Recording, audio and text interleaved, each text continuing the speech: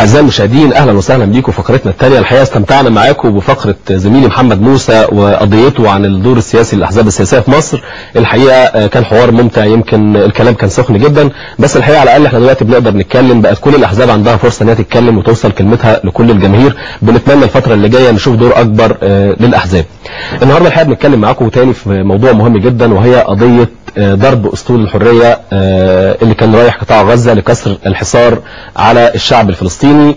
والحقيقة إسرائيل يمكن عملت عملية قرصنة على أسطول الحرية، وحدث ما حدث، ويمكن حضراتكم كلكم تابعتوا بالصوت والصورة خلال الفترة اللي فاتت ايه اللي حصل. النهاردة احنا هنعرف معاكم ايه التفاصيل من شهود عيان، وهم نائبي مجلس الشعب المصريين الدكتور محمد البلتاجي عضو مجلس الشعب، اهلا وسهلا بحضرتك معانا، والدكتور حازم فاروق عضو مجلس الشعب، اهلا وسهلا بحضرتك. دكتور محمد، عايز ابدا من حضرتك، هنبدا من نقطه البدايه، امتى شعرت بالوجود الاسرائيلي على ظهر لسفينه الحريه؟ بسم الله الرحمن الرحيم. احنا كنا في قبل فجر يوم الاثنين 31 مايو، احنا على الساعه 11 بالليل كان يعني واضح ان فيه محاوله اقتراب بمجموعه زوارق نحو اسطول السفن اللي بيتحرك. احنا كنا في السفينه الرئيسيه سفينه مرمره، واللي كان عليها هو كان الاسطول من 8 سفن. صحيح. فيهم 3 سفن شحن و3 أو 4 سفن اخرى فيها اعداد محدوده ما بين 10 و20 راكب مشارك. لكن السفينة الرئيسية اللي كان عليها تقريبا 95% من المشاركين في القافلة هو السفينة مرمرة. وانا اتصور ان هو ده كان المستهدف الرئيسي، لان المستهدف لدى الصهاينة تحديدا كان هو مش قضية منع المساعدات، لكن منع التضامن الإنساني العالمي اللي كانت بتمثله سفينة مرمرة. سفينة مرمرة كان عليها 700 مشارك من أكثر من 40 دولة، من مختلف الأجناس والأعراق والأديان والألوان واللغات. ما كانش في مشاركين من مصر غير حضرتك وسيادة النائب حازم فاروق؟ يعني احنا الاثنين كنا مسافرين من مصر، لكن احنا التقينا على ظهر السفينة 2 مصريين جايين من خارج مصر ليشاركوا في الأسطول. فبالتالي كان المستهدف هو هذا التجمع الإنساني اللي لأول مرة بعد مرور ما بين 3 أو 4 سنوات على الحصار جاي النهاردة يقول باسم الإنسانية الحرة الكريمة إن كفى هذا القدر، وإنه لم يعد الصبر ممكنا على حصار شعب 1.5 مليون مواطن في سجن كبير اسمه غزة، والعالم كله واقف يتفرج بقاله 3 4 سنوات. فاكر ده الساعة 11 لما بدأتوا الشعور باقتراب الزوارق الإسرائيلية، عايزك توصف لي المشهد. ازاي عرفتوا ان في زوارق إسرائيلية بتحاول اقتحام المركب او السفينة؟ كان عن بعد، وكان يعني ده رصد من خلال بعض المناظير. عرفت ان دي مقدمة لعملية الاقتحام؟ بالظبط، صحيح. الناس مشت الامور، يعني احنا كان هذا التهديد معلوم مسبق، يعني او يعني فيه كلام عنه مسبق. احنا اتحركنا يوم الخميس 27 مايو من مدينة أنطاليا، ونفس يوم 27 الصبح كان فيه كلام لدى مسؤولين إسرائيليين، الإعلام نقلوا قال إنه قد يعتقل كل من على ظهر السفينة، وإنه سيمنع السفينة من الوصول. والناس قعدت وتم عقد مؤتمر باسم القافلة جميعا، والناس تورط، وفي الآخر قالت إن احنا رسالتنا مصرين عليها توصيلها في هذه الرسالة الإنسانية السامية، مصرين على توصيلها وهي كسر الحصار عن غزة، حتى لو كان المقابل هو اعتقال من على ظهر السفينة. وبالتالي لما شعرنا باقتراب الزوارق ما كانش فيه جديد، لكن احنا يعني كان متخيل طبعا غير ما حدث، يعني كان متخيل ان هي محاولة لمحاصرة السفينة وإجبارها على عدم الدخول للمياه الإقليمية الفلسطينية بالقرب من شواطئ غزة. احنا طبعا في الوقت ده كنا في المياه الدولية، او اجبارها على العودة، او محاصرتها لمنعها من الوصول. لكن ما كانش حد يتخيل ان المسألة هتبقى معركة حربية. ما بين تخيلاتكم وما بين اللي حصل بالفعل ده اللي نعرفه من الدكتور من الاستاذ حازم فاروق عضو مجلس الشعب. انت شفت حالات القتل الإسرائيلية اللي حصل، يعني عملية القرصنة او عملية القتل اللي حصلت على ظهر السفينة؟ طبعا حضرتك. اوصف لنا، انت اول مرة تشوف عملية قتل بتحصل قدامك على ما اعتقد. بالتأكيد. اول مرة نشعر. وصف لنا مشاعرك الإنسانية، ايه اللي حصل؟ حضرتك انا لم يعني اشد الناس تشاؤما وسوداوية في القافلة، ما كانش يتصور اكثر من اطلاق رصاص او زخات من الرصاص وتهديد وابعاد عن الشواطئ فلسطين المحتلة. لم تهديد يعني. نعم، اطلاقات تحذيرية يعني اكثر الناس تشاؤما قال ده هيقف قدام السفينة بالعرض، واي تقديمة اي نوع من التقدم عن كده هيخبطوها بسفينة تانية. فاستعدنا بالسترات المجالية موجودة تحت المقاعد بطريقة طبيعية. لم نتخيل بمجرد تسليم في صلاة الفجر وخرجنا فوجئت حضرتك بأصوات انفجارات متتالية وزخات رصاص. انا ما تخيلتش ان الموضوع يكون مباشر، تخيلت ان هي دي ما يسمى اللي قالوا لنا عليها تبقى طلقات تحذيرية، انما فوجئت طلعت على ظهر السفينة فوجئت حضرتك بناس مصابة، دم يسيل من وجه احد الركاب، سترة نجاة فيها دم، وبعدين الناس طبعا بص ايه اللي بيحصل. فدفعنا بعض النساء وبعض الكبار في السن ان هو يخشوا داخل السفينه تاني.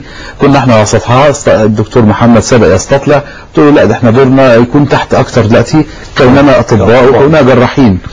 فنزلنا، هو طبعا حب يستطلع الامر اكتر من كده، نزلنا تحت فوجئت ان اللي جاي اصابات نزيف في الساق، نظيف من الوجه من عند العين، ايدي شبه مبتورة، منظر صعب يعني، منظر اصابات. كل الاصابات والعمليات القتل كانت في طاقم السفينه ولا كانت من ركاب القافله؟ لا كلهم ركاب مدنيين عزل، ما بين شيوخ كبار في السن، ما بين ناس كهول في الاربعينات، ما بين شباب صغير. عمليات القتل تمت على مراحل ولا تمت مره واحده؟ هم نزلوا بالضرب بالرصاص على طول موتوا الثمانيه اللي ماتوا واصابوا العدد الاخر من المصابين؟ طبعا حصل حاله من الهرج بين الركاب، هو بينزل بعض الركاب اللي استفاق من الصدمه بيدفعوا، ولكن طبعا دفع العاجز المسكين. طبعا ظل اطلاق الرصاص مستمر من 4:30 لحد يمكن الساعه 7-8، وفي تدافع. هو طبعا هلع اليهود 3 ساعات من ضرب الرصاص المستمر على ظهر السفينه، حتى تم دخول السفينه لحد الساعه تقريبا 9-9:30، هو دخلوا على الساعه 10 السفينه اللي هي الصاله نفسها اللي كنا متجمعين فيها. طبعا الاستمرار ده في حد ذاته شيء من الامر. هو هلع من اليهود في تخيله بطبيعته ان هو متصور العالم كله بيواجهه بطريقه في حاله نفسيه يعني خاصه بالعنصريه الاسرائيليه ديت. الامر الثاني ان هو اللي الناس بتتدافع، واحد كان واقف فوق فطبيعي يجي ينزل الضرب يبقى عليه، مجموعه حضرتك اتحركت من هنا لهنا، ظل الضرب مستمر، ظل قذائف القنابل الصوتيه وقنابل الدخان مستمره، ظلت حالات الاختناق تنزل تجي لنا تحت على العياده تحت، ظل حالات النزيف، ظل حالات الشهداء ترتقي الى ربها سبحانه وتعالى امامنا في مشهد ومجزره بشعه. يعني انا لا اتصور ان ده يعني الا ان هو جزء من هولوكوست غزه وما حدث. الصمت عن ما حدث ده يعتبر جريمه اخرى، صمت من كل المنظمات الحقوقيه تسكت عن هذا الامر، صمت مجلس الامن والامم المتحده عن هذا الامر. اي نوع من التدليس حول ان هيكون في تحقيق داخلي اسرائيلي ولا تحقيق خارجي، لابد من الحديث عن حاجتين محددتين، عن سجن غزة اللي مستمر بقاله 4 سنوات بلا اي ذنب ولا جريرة، عن مقررات جامعة الدول العربية في فك الحصار، عن مقررات جامعة الدول العربية في ضرورة دعم غزة والمبالغ المرصودة لها اين ذهبت والى متى سوف تختزن. الامر الثاني ينبغي وقوف وقفة حازمة جادة مرة واحدة من النظام الدولي حول ما حدث من المجزرة دي، عشان 19 شهيد و50 جريح يظل الإخلاء الطبي للطيارات الصهيونية البارجة اللي مستنية مستمر في تواصل بارتفاع شهداء بيطلعوا ومصابين من الساعة 10 صباحا وحتى الساعة 3 عصرا. ده معناه ان انا قدام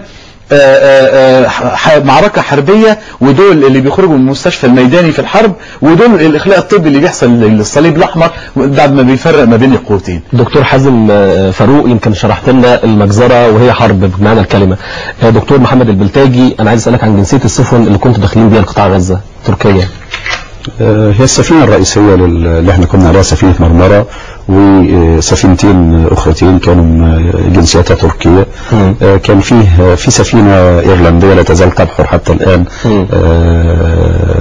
وكانت بترفع العلم الأمريكي، راشيل كوري، باسم المناضلة راشيل كوري اللي قتلتها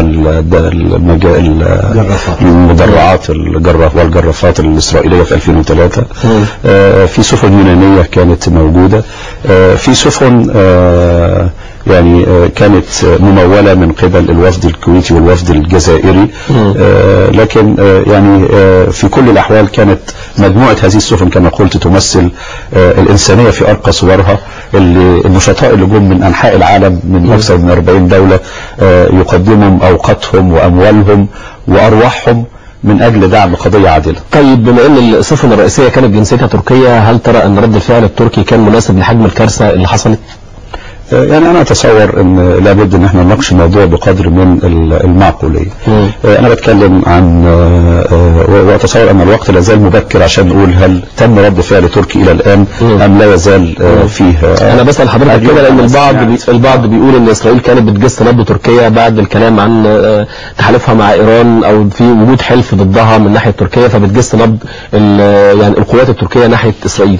يعني احنا شفنا في الحقيقة خلال ال8 ايام اللي احنا عشناها في اسطنبول وانطاليا وعلى ظهر السفينة، الحقيقة الشعب التركي بيحدث اليوم فيه تغيير جذري بعد عمر طويل من الاختطاف من الأمة الإسلامية والابتعاد عنها، وبعد عمر طويل من العلمانية اللي بتنسي الناس دينها بشكل كبير، وبعد عمر طويل من العلاقات المتداخلة مع إسرائيل على كل صعيد سياسي وعسكري واقتصادي بشكل كبير. شفنا الشعب التركي ازاي بيمول من جيبه هذه القوافل. الشعب التركي اللي وقف على طول الخط داخل المدن بعاطفة عالية جدا يودع النشطاء من مدينة لمدينة ويودع القافلة وهي خارجة مرة في اسطنبول ومرة في انطاليا. من ثم انا اتصور ان لا يزال الوقت مبكر نقول هل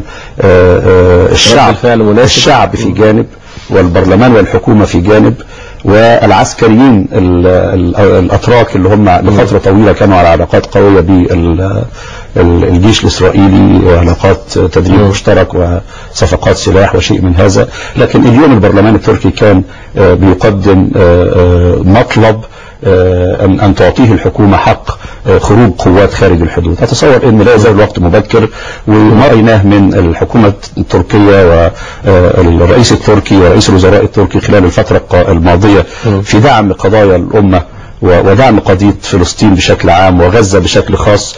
الأتراك كانوا أول حد له مراكز ميدانية موجودة الآن في غزة. مشاركة الأتراك في قوافل الماضية اللي جاءت برا ودخلت أو حاولت تدخل عن طريق مصر، شريان الحياة 1 و2 و3، كان زي ما قلت حضرتك تمثل نقلة نوعية رائدة للأمة يحتذى بها. طب ناخد ربما يكون التليفون معنا المهندس علي أبو العيون. مساء الخير. السلام عليكم. السلام ورحمة الله وبركاته. اتفضل يا باشمهندس. الحقيقة تحية غالية قوي للسادة النواب المحترمين الذين في الحقيقة هم يعني رفعوا عن مصر كلها الحرج عندما نسمع الإخوة الأتراك والإخوة المشاركين من كافة الجنسيات التي تزيد على 42 دولة وهم يقولون كان معنا نواب مصريين، فده كان يعني يعطينا الفخر. ولكن لي مطالب يعني أطلبها من السادة النواب. أولا أتمنى إطلاق أسماء الشهداء على أسماء شوارع سواء في غزة سواء في مصر في أي مكان متاح. كما أطالب بالتوجه للسفارة التركية في وفد شعبي ورسمي لتقديم واجب العزاء. أن يكف المطبلين للتطبيع مع العدو اليهودي بعدما حدث وبعدما رأينا العالم كله الآن يقف بجانبنا. الله يساعدنا فعلينا أن نساعد أنفسنا. العالم كله الآن بجانبنا إن لم نغتنم هذه الفرصة. لقد منذ قليل بشكرك على كلامك الحقيقة الراقي جدا، وبنضم ليك في تحياتك للسادة النواب. ومعنا تليفون تاني. الو استاذ خليل الألفي، مساء الخير. السلام عليكم. السلام ورحمة الله وبركاته. السلام عليكم. السلام ورحمة الله، احنا سامعينك. اتفضل. خليل الألفي من السويس. اتفضل يا استاذ خليل. انا اولا الناس اللي كانت بتنادي بمحاربة الارهاب الم يكن ذلك ارهابا عالميا. اين الاصوات اللي كانت بتنادي بمحاربة الارهاب يا اخواننا؟ اخواننا الحق لازم نقول الحق. اسرائيل لابد ان نرفع راية الجهاد في سبيل الله ولا نقول الا حسبنا الله ونعم الوكيل. بنشكرك جدا، بنشكر حضرتك جدا. الدكتور حازم فاروق، انتوا قعدتوا قد ايه وقت تحت الاسر الاسرائيلي؟ الساعة 4:30 فجرا وحتى الساعة 9 مساء تقريبا، يعني تقريبا اكتر من 17 ساعة داخل السفينة. طيب رد الفعل الحكومي الرسمي المصري تجاه احتجاز 2 من نواب مجلس الشعب المصري على متن سفينة الحرية من قبل القوات الإسرائيلية كان ايه؟ حضرتك احنا بمجرد وصول السفينة وبداية خروج